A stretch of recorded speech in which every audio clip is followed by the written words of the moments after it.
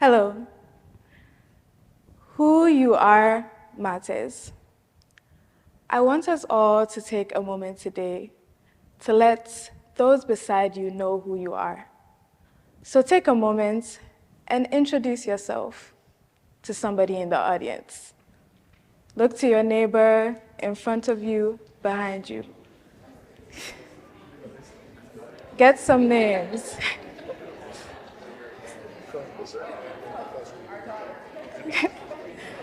Okay.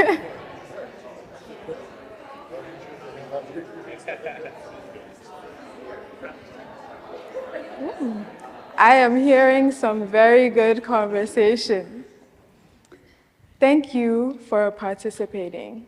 So, since you've already introduced yourself to a few people, I thought that I would introduce myself to you.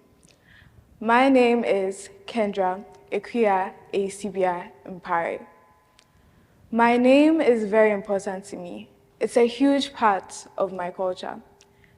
And a few of the Ghanaians in the audience could probably understand a few things about me right from hearing my name. But from some of you who may not be very familiar with the culture, I wanted to share a bit about myself through my name. So my first name, Kendra, it means warrior. It gives you an insight into who my parents wanted me to be, who they know I can be. My second name, Ikuya, it is my day name, a name given to a person based on the day they were born. So I was born on a Wednesday, so I was given the name Ikuya. Eisibia, that is the name passed down from my paternal grandmother.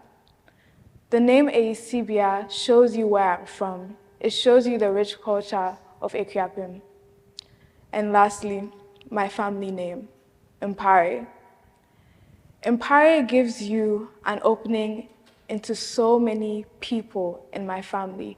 Immediately you hear the name Mpare from somebody else. The idea is that you have a great opening into a large connection of people who mean a lot to me. Names like culture have a lot of significance. Names like culture have the power to do many things.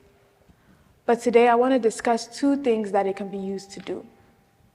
It can be used to empower, and then it can be used to weaponize. So, today, through my own personal stories, I want to invite you to see how culture can be used in these two ways. Next. So, this is a picture of me and my grandmother. It may not look like it because half of her face is out of the frame. I am very aware.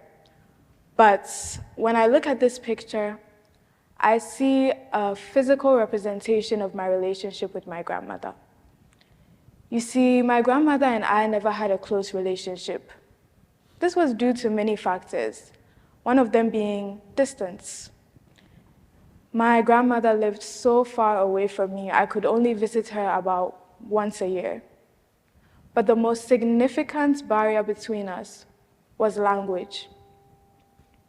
My grandmother had grown up in a significantly traditional home, so she only knew the native language, Twi, whereas I grew up in a mostly English-speaking household.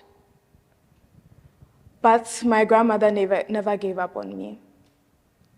Every week, without fail, she would call my mother, and my mother would call me to come and receive the phone.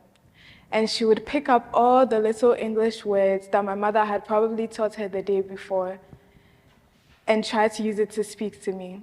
And I would pick up the Twi words that I had somehow found, probably overheard from my mother or seen on my phone, and we would try to have a conversation.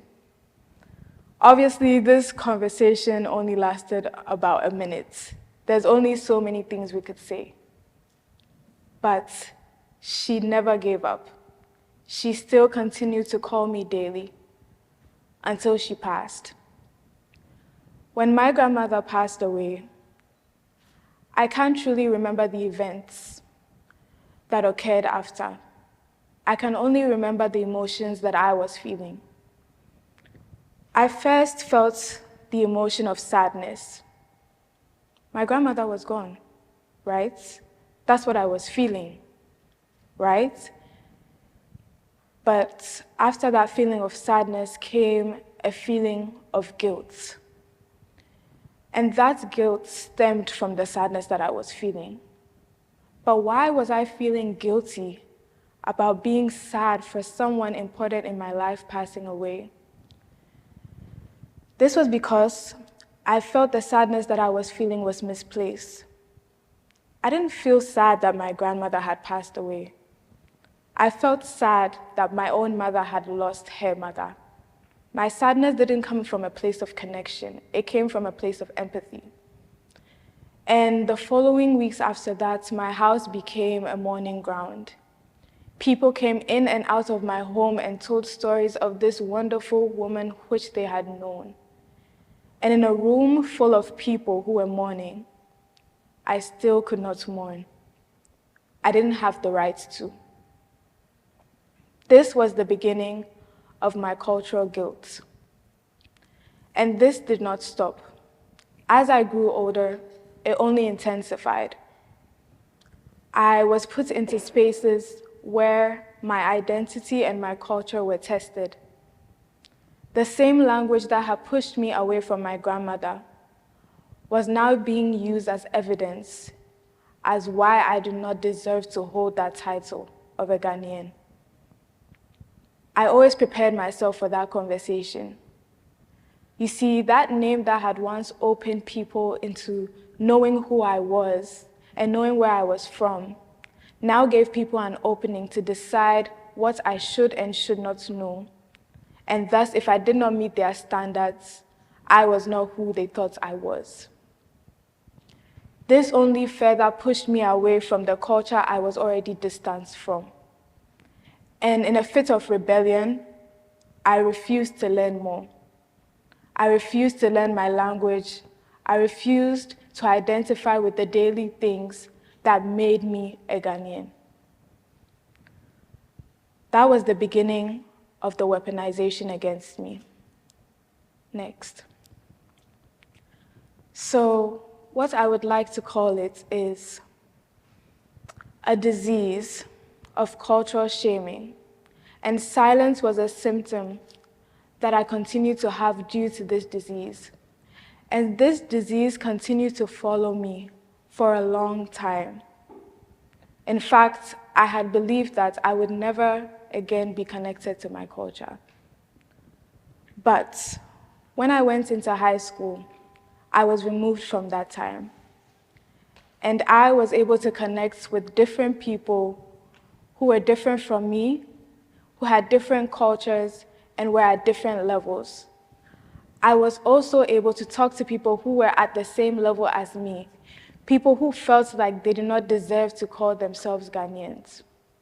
You see, what was different in that space was that people were able to put their own biases aside and they were ready to teach. And when you're in an environment where everyone is readily available to teach, it is so much easier to learn. And those 4 years I spent learning brought me a new confidence. It brought me a new courage. I was finally able to re-enter those spaces that once victimized me. And I was no longer intimidated by those cultural tests that they would give me. And in finding that new perspective, I saw myself in a whole new light.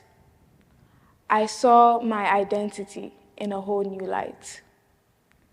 With that new perspective, I was able to see my relationship with my grandmother in a new way. Instead of seeing my relationship with her as one destroyed by my cultural inadequacy, I now saw it as a relationship that thrived despite that fact. And in so doing, I was able to finally feel that connection that I once lost. And in finding that connection, I was able to mourn her. And I know Who wants to mourn? It's a sad thing. But if you think about it, you only mourn people who had an impact in your life. You mourn people that you will miss. And I was finally able to miss her. So, what is culture? Culture is our heritage. Culture is our birthright. But in recognizing that birthright, we forget that culture is also meaning. And meaning is something that continues to be made. It is a process, not a one-stop shop.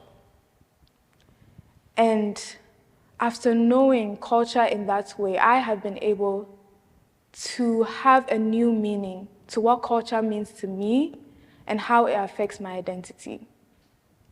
Next. So, what is this new meaning? Taking inspiration from a well-known Christian parable, the parable of the sower, I see all of us here as nourishing soil, and I see culture as the seeds that are thrown onto us, the seeds that we alone decide whether to nourish and grow. We alone have that choice to nourish and grow them. It is my hope that as I have found my own meaning to what culture is to me and who it makes me, you are able to step out of here and realize that you are not limited to a set of rules. Life is meaning. Life is perspective. Find out what your culture, what who you are means to you. And I think that is an idea worth sharing. Thank you.